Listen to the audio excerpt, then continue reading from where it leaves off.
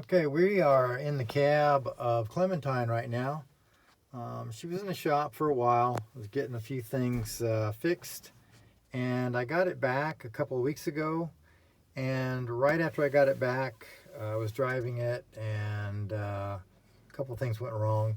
Namely, the electric fan that was brand new that I put on there.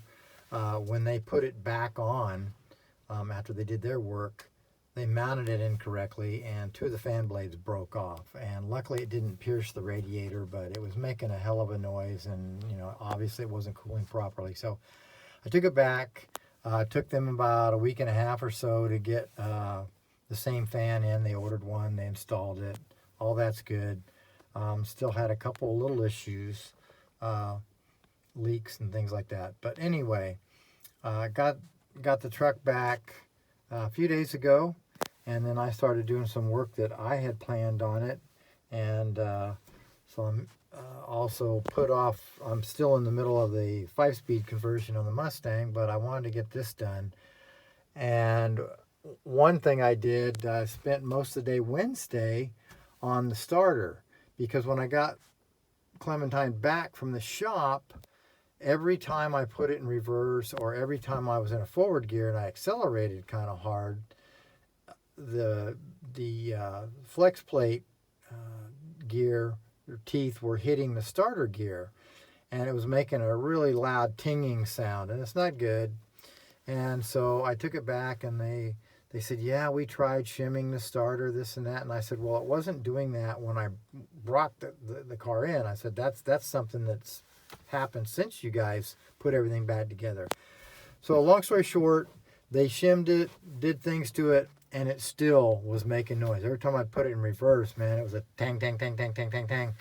So anyway, I went out, I bought a high torque mini starter, I installed it, I played with it Wednesday, I shimmed it and everything else, and so I drove this thing around a bunch today, and it's not making any noise. It seems to be starting fine. So got that problem solved, and I believe that also helped cure the hot start problem, but that remains to be seen. So I got that done, and then the main thing I did was, if you'll notice here on the steering column, no more ignition cylinder there, key cylinder, lock. I took it out. I took the steering column apart yesterday. I dropped the steering column and took the guts out of it. That's not a lot of fun if you haven't done that.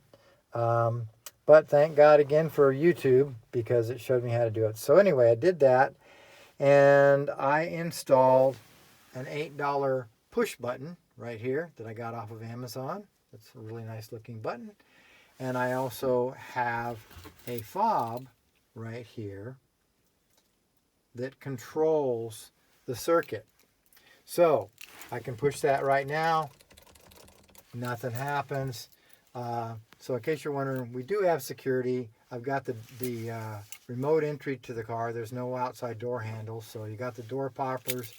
Plus, we have this, and so when I unlock it, so that opens the circuit,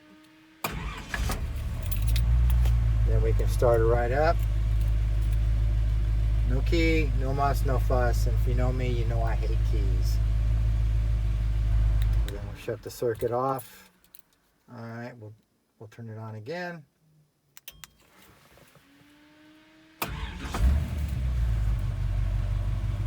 So everything's working like a champ.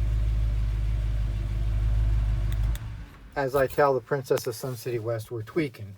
Not using drugs, we're not twerking, shaking our butts, but we're just tweaking all the little things you have to do when you get a vintage vehicle like this. So some of the things you have to do, if they're mechanical or whatever, and you need to get it right. And then there's other things like this that are just making the vehicle your own the way I want it. So I like the push button start. I've also bought a similar horn button over here. I haven't, I just put the button in a little while ago. I haven't put the horn in yet, but it has a horn icon on it. So we'll have that.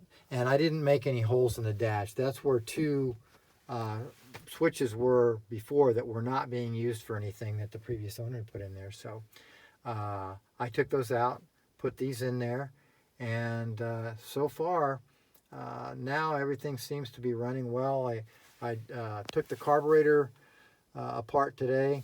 I put a new accelerator pump. It was bogging down when you hit the gas, and so that's normally a sign of a bad accelerator pump.